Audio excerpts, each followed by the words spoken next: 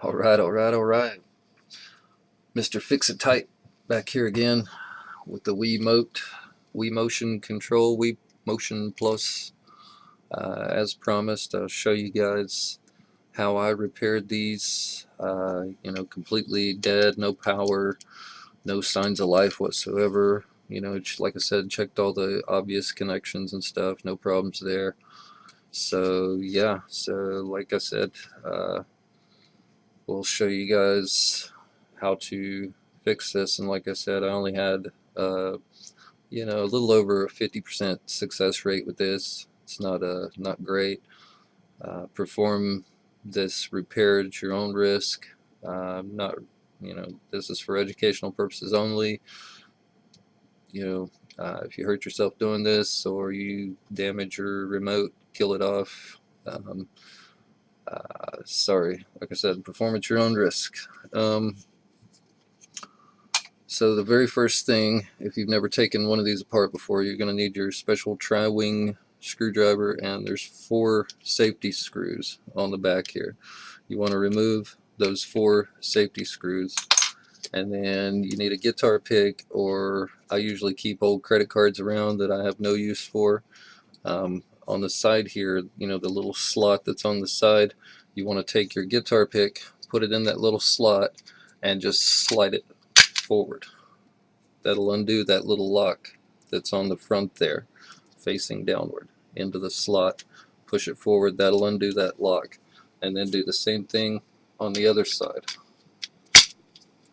Now you want to make sure that you keep this controller face down, because you'll lose all the little buttons and components inside if you don't.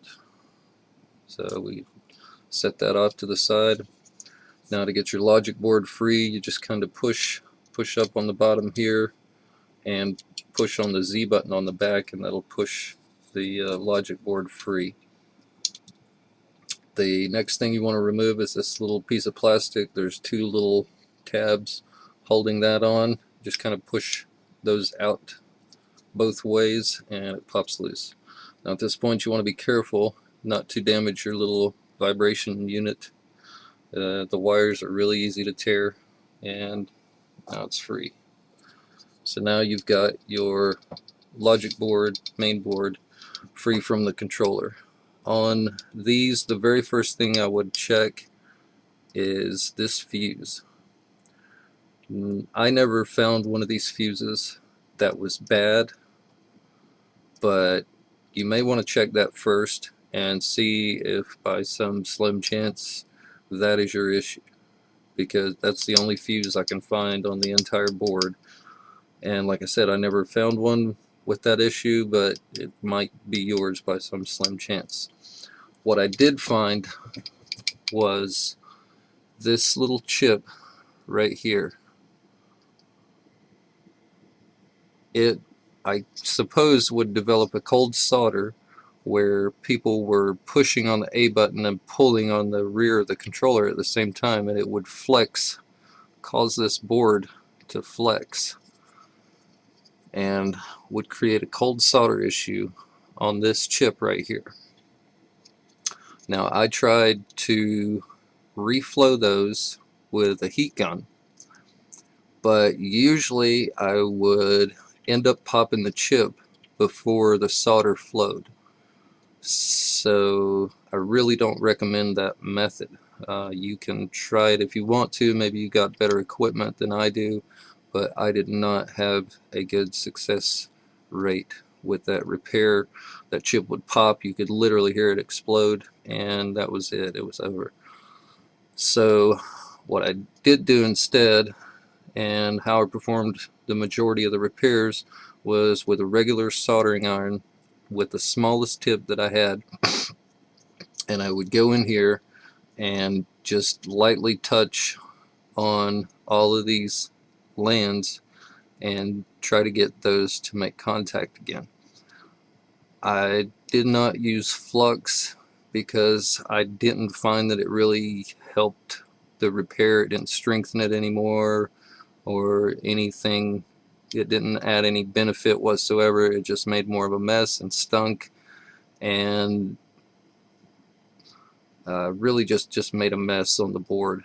So I really don't recommend using flux. I just use just a straight tip. You might have to put a little solder on there and then wipe it off in order to get it to flow, the solder that's here, and hopefully add a little more to it, because like I said, I had about 60 controllers and I repaired all but 15 of those. So I had a better than a 50% success rate performing this repair. And like I said, I would just take the tip, just go all the way around that chip and reflow the solder contacts on it. Now if that didn't work, if I still had no power, then I would proceed to reflow this chip and this chip. And sometimes I would get power back that way. So usually it's one of these three chips that is not making contact. And there you have it.